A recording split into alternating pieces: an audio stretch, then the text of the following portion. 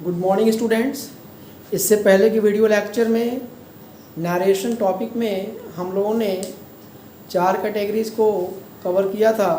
उसमें assertive sentence, interrogative sentence of first quality, interrogative second of second type, और उसके बाद में जो हम लोग इम्पेरेटिव सेंटेंसेस कवर किया था हम लोगों ने। आज के वीडियो लेक्चर में हम लोग ऑप्टेटिव सेंटेंसेस का डायरेक्ट स्पीच से इनडायरेक्ट स्पीच बनाना सीखेंगे। फर्स्ट ऑफ ऑल हम आपको ये समझा दें कि ऑप्टेटिव सेंटेंसेस क्या होते हैं। What do you mean by optative sentences? Optative sentences को हिंदी में हम इच्छा सूचक वाक्य कहते हैं। ऑप्टेटिव सेंटेंसेस की 2 कैटेगरी है। फर्स्ट कैटेगरी को हम लोग कहते हैं विशेष, जिसे हिंदी में शुभकामनाएं कहते हैं। सेकंड कैटेगरी हमारी जो है वो कर्सेस की, इसको अभिशाप कहते हैं, किसी को श्राप देना या अभिशाप देना कहते हैं। अब जो है जब इस तरह के ऑप्टेटिव सेंटेंसेस का डायरेक्ट स्पीच से इनडायरेक्ट स्पीच बनाया जाता है तो वाक्य के भाव के अनुसार, अगर वाक्य की भाव विश किया जा रहा है किसी को, तो हम सेड या सेड टू को हम विश्ड में चेंज कर देते हैं इच्छा के लिए। और अगर किसी को आशीर्वाद दिया जा रहा है तो हम जो है सेड को जो है ब्लेस्ड में चेंज कर देते हैं। और अगर किसी के लिए बड़ी उम्र के लिए, ज़्यादा उम्र के लिए या किसी की अच्छाई के लिए हम प्रार्थना कर रहे हैं तो भाव के अनुसार सेड को प्रेयर्ड में चेंज कर देते हैं। और अगर से किसी को श्राप दिया जा रहा है, कर्स दिया जा रहा है, तो हम सेड को हम जो है कर्स्ड में चेंज कर देते हैं। उसके बाद कॉमाज, इन्वर्टेड कॉमास को हटा करके रिपोर्टिंग वर्ब और रिपोर्टेड स्पीच को कंबाइन करने के लिए जो सबऑर्डिनेटिंग कंजंक्शन है वो दैट का प्रयोग किया जाता है।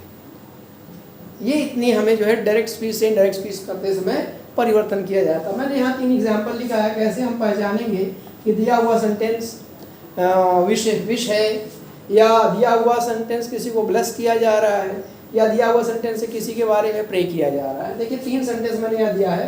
पहला सेंटेंस मैं यहाँ लिख रहा हूँ, may you have a happy journey, कि आपकी यात्रा मंगलमय हो, आपकी यात्रा सुखमय हो। तो यहाँ पर हम क्या कर रहे हैं? विश कर रहे हैं किसी को। पहला सेंटेंस हमारा कैसा है? विश का है, हम जो है उसके लिए शुभकामना दे रहे हैं। अब उसके बाद दूसरा सेंटेंस हम देखें, हम यहाँ लिख रहे हैं मे यू लिव लॉन्ग, आप दीर्घायु हो, आपकी उम्र लंबी हो। इसमें हम प्रे कर रहे हैं किसी को, हम जो है किसी के लिए हम जो है इसको आशीर्वाद दे रहे हैं एक तरह से, तो ब्लेस कर रहे हैं। और तीसरा sentence may God help you, इसमें हम तीसरे सेंटेंस में प्रे कर रहे हैं। दूसरे में हम ब्लेस दे रहे हैं, किसी को आशीर्वाद दे रहे हैं। और तीसरे में हम क्या कर रहे हैं? किसी का विश कर रहे हैं। इस तरह से तीनों सेंटेंस से हम पहचान लेते हैं कि क्या हो रहा है सेंटेंस में। अब उसके बाद में यहाँ कर्सेज है, चौथे तरह का जिसमें कर्स किया जा रहा है। इस तरह से हमने देखिए कर्सेज के एग्जांपल देख लीजिए। The saint said, comma, inverted comma, may God place you in his help. मैंने यहाँ पर एक सेंटेंस लिखा, may the saint said, comma, inverted comma, may God place you in his help. यहाँ हिज में हम कैपिटल एस कर देते हैं, गॉड के यूज किया गया है, इन हिज हेल्प।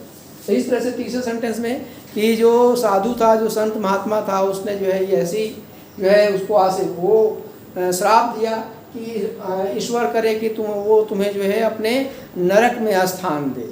यहाँ इस चौथे सेंटेंस हमको कर्स हो रहा, कर्स समझ में आ रहा है कि इसमें अभिशाप दिया जा रहा है। तीसरे सेंटेंस में हमको प्रे किया जा रहा है, प्रेयर किया जा रहा है ईश्वर से मदद के लिए। दूसरे सेंटेंस में हमको ब्लेस किया जा रहा है, आशीर्वाद किया जा रहा है। और पहले सेंटेंस में हमको विश दी जा रही है हैप्पी जर्नी की। इस तरह से वाक्य के भाव के अनुसार ही हम जो सेड है, रिपोर्टिंग वर्ब का सेड या सेड टू है, उसको हम अगर विश है तो विश्ड में चेंज कर देंगे, और अगर ब्लेसिंग की जा रही तो ब्लेस्ड में चेंज करेंगे, प्रेयर किया जा रहा है उसको प्रेड में चेंज करेंगे, और कर्स दिया जा रहा तो कर्स्ड में चेंज करेंगे। और उसके बाद कंजंक्शन दैट लगाएंगे। और इसके आगे अब हम लोग एक एक करके एग्जाम्पल देखेंगे, कुछ एग्जाम्पल। अब देखिए मैंने हर तरह का कोशिश किया है एक एक एग्जाम्पल लेकर के इस फैक्ट को क्लियर किया जाए कैसे बनाया जाता है। मैंने यहाँ पहला सेंटेंस लिया है, they said comma inverted comma long live the doctor. उन्होंने कहा कि डॉक्टर की उम्र लंबी हो, चिरंजीवी हो, बहुत ज़्यादा उम्र तक जिए। तो इस तरह से इस सेंटेंस को हम देख रहे हैं कि इसमें इच्छा भी जाहिर की जा रही है एक तरह से, और प्रार्थना भी की जा रही है, दोनों की जा रही है। तो वाक्य के भाव के अनुसार हम जो है सैड को विश्ड में भी चेंज कर सकते हैं और प्रेयड में भी चेंज कर सकते हैं, दोनों में से किसी भी वर्ड का यूज कर सकते हैं। तो हम लिखेंगे दे विश्ड और प्रेयड दैट द डॉक्टर।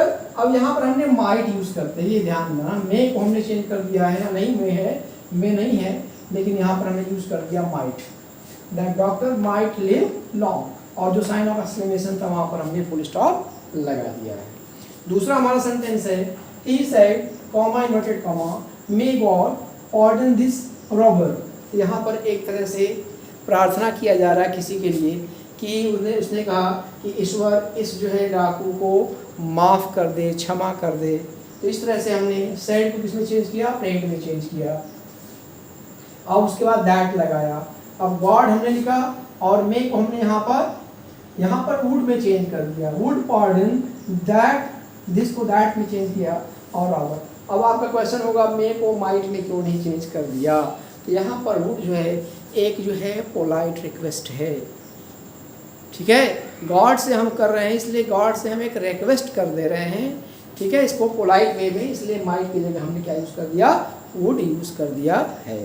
अगर हम माइट यूज़ करते हैं, इसका मतलब कि जो हम ईश्वर से क्या कह रहे हैं, एक मतलब कि बहुत ज़्यादा वो कर रहे हैं, तो हमको मतलब कि यहाँ पर हमको रिक्वेस्ट करना है, इसलिए हमने वुड का यूज़ किया है। मे का माइट यूज़ करते तो थोड़ा सा वो इम्पोलाइट हो जाता।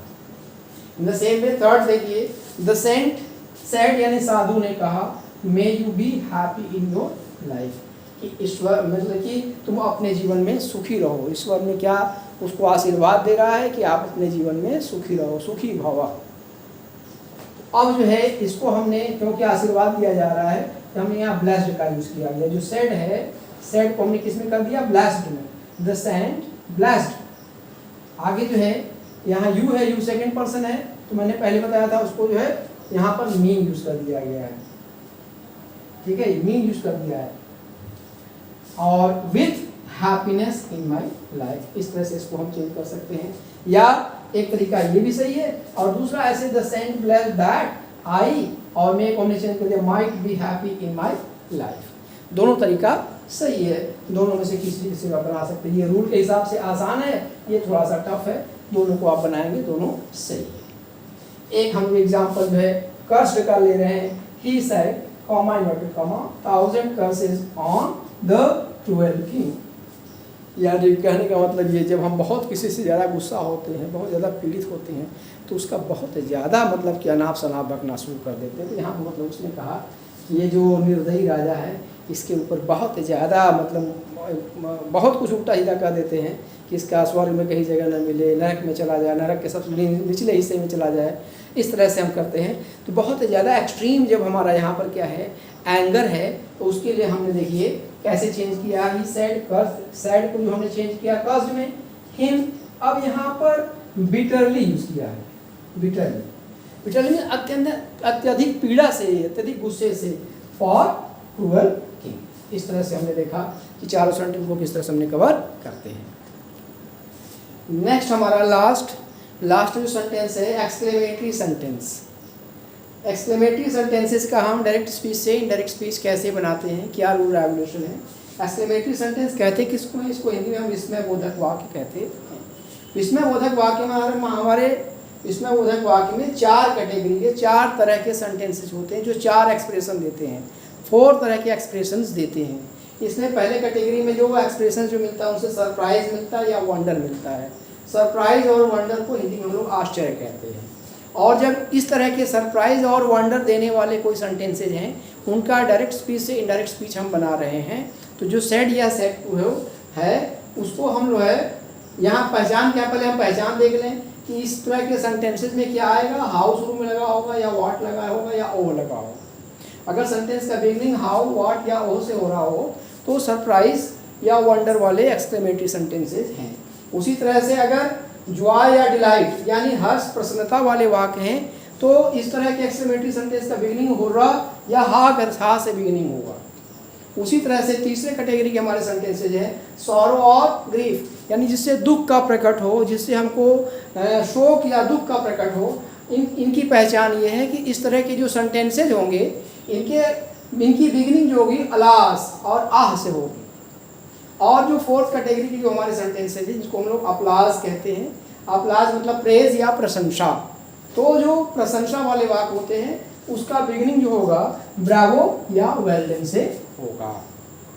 ये तो पहचान हो गई कि इन सेंटेंस को पहचानेंगे हम कि सरप्राइज या वंडर वाले वाक्य हैं तो इनके बिगिनिंग में हाउ वाट या ओ लगा होगा। जॉय और डिलाइट वाले वाक्य हैं तो हुर्रा या हा लगा होगा। और सॉरो और ग्रीफ वाले सेंटेंसेज हैं इनके बिगिनिंग में अलास या आह लगा होगा। अपलाज या प्रशंसा वाले वाक्य हैं इनके बिगिनिंग में ब्रावो या वेल डन लगा होगा। अब ये क्वेश्चन यहाँ ये होता है कि जब इस तरह के सेंटेंसेस का इनडायरेक्ट स्पीच हमको बनाना है तब हम क्या करेंगे।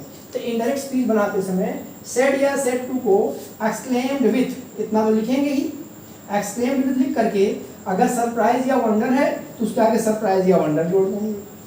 अगर जॉय या डिलाइट वाला वाक्य है यानी ये सिंबल वाला है तो सेकंड हम जो है इसमें हम जॉय या हैप्पीनेस या डिलाइट जोड़ देंगे। इसी तरह से तीसरा वाला सॉरो या ग्रीफ वाला है तो उसमें एक्सक्लेम्ड विथ लिख करके ये तीनों सेम रहेगा, ये तीनों इसके साथ भी, इसके साथ भी, इसके साथ भी और ये इसके साथ भी।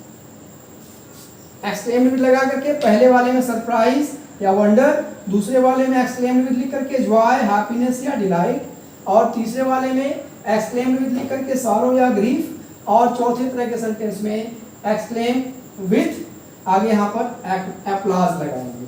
लेकिन यहाँ पर एक बात ध्यान देना है कि फोर्थ कैटेगरी का जो सेंटेंस है हम जो है एक तो एक्सक्लेम्ड विथ एप्लाज भी लिख सकते हैं और अगर हम अपलाडेड यूज करना चाह रहे हैं, अगर अपलाडेड यूज करना चाह रहे हैं तो वहाँ पर एक्सक्लेम्ड विथ नहीं लगाएंगे, याद रखना है। अगर अपलाडेड का यूज कर रहे हैं तो इसके साथ एक्सक्लेम्ड विथ इसका यूज नहीं करेंगे, इसका यूज नहीं होगा, इसके बिना ही ओनली अपलाडेड लगा देंगे। इस तरह से इस 4 प्रकार के इनडायरेक्ट स्पीच बनाए जाते हैं। अब हम एग्जाम्पल देखेंगे, एक एक एग्जाम्पल करके कि कैसे इनका यूज हो रहा है। अब हम एग्जाम्पल से 1 बाय 1 कवर करते हैं। पहला मैंने यहाँ एग्जाम्पल लिया है she said comma inverted comma alas I am ruined, यानी हाय मैं बर्बाद हो गया या बर्बाद हो गई या तबाह हो गई। इस बात से ही पता चल रहा है ये सेंटेंस अलास जो सिंबल है किसका, दुख का है, शोक का है। तो हमने जब इसको चेंज किया यहाँ पर इनडायरेक्ट स्पीच में शी और सेड को हमने किया एक्सक्लेम्ड विद सॉरो लगाया क्योंकि यहाँ अलास लगा है, आगे दैट लगाया। और आई यहाँ पर first person according to C change होगा, आई का चेंज अकॉर्डिंग टू शी, यहाँ सी हो गया।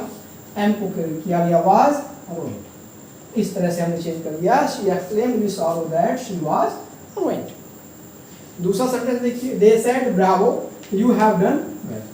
ब्रावो मैंने बताया था बहादुरी किसी की प्रशंसा के लिए, प्रेस के लिए यूज किया जाता है। इस तरह से हमने यहाँ दे एक्सक्लेम्ड विद यहाँ पर ब्रावो के लिए अपलाज यूज किया, that he had done well. यहाँ पर यू है सेकंड पर्सन, इसको जनरली हम अगर से ऑब्जेक्ट यहाँ पर दिया नहीं हुआ है इसको हम थर्ड पर्सन मान लेंगे, इसको हमने ही में कर दिया ही हैड डन वेल। या एक्सक्लेम्ड विद, ये जो एक्सक्लेम्ड विद अपलाज है इसकी जगह खाली एक वर्ड अपलाज भी यूज कर सकते हैं। यहाँ पर क्या यूज करते हैं, अपलाज्ड या अपलाडेड, अपलाज्ड या अपलाडेड हिम, अपलाज्ड हिम या अपलाडेड हिम सेइंग दैट। अब यहाँ पर थोड़ा सा जोड़ना है saying that he had done well. अगर इसमें दिक्कत हो रही है, अगर टफ लग रहा है तो पहले वाले की तरह से आप इसको बना सकते हैं। नेक्स्ट हमारा तीसरा है the captain said comma inverted comma hurray we have won the match. यहाँ पर हुर्रा वर्ड किसके लिए है, यहाँ पर जो हुर्रा वर्ड है ये हमारा जो है खुशी के लिए है। तो हमने जो है हुर्रे को क्या चेंज कर दिया, एक्सक्लेम्ड विद जॉय में change. The captain exclaimed with joy, that we को चेंज किया गया that they had won the match. अब जो है यहाँ पर अब हम देखते हैं, यहाँ पर देखिए, यहाँ पर मैंने यूज़ किया है दैट, दे यूज़ किया है। यहाँ पर आया है वी फर्स्ट पर्सन है और अकॉर्डिंग टू सब्जेक्ट होगा तो यहाँ दे ना होकर के हो जाएगा ही, कैप्टन के लिए ही होगा। He had won the match. Last one I said what a wonderful building the Taj is. यहाँ अचरज, अजूबा, आश्चर्य प्रकट किया जा रहा है तो हमने इसको चेंज किया, आई एक्सक्लेम्ड विद सरप्राइज, या सीधा जो है वंडर भी यूज कर सकते हैं, आई एक्सक्लेम्ड विद सरप्राइज या wonder that the Taj is a very wonderful building. In this way we can change the direct speech of exclamatory sentences into indirect speech of exclamatory sentences by following these rules. इस तरह से हमने direct indirect narration को complete किया। इसके बाद के next video lecture में हम लोग एक जो है नरेशन स्पीच में जितने भी हमने पढ़े हैं सबका एक रिवीजन किया जाएगा। और आज के लिए बस इतना ही।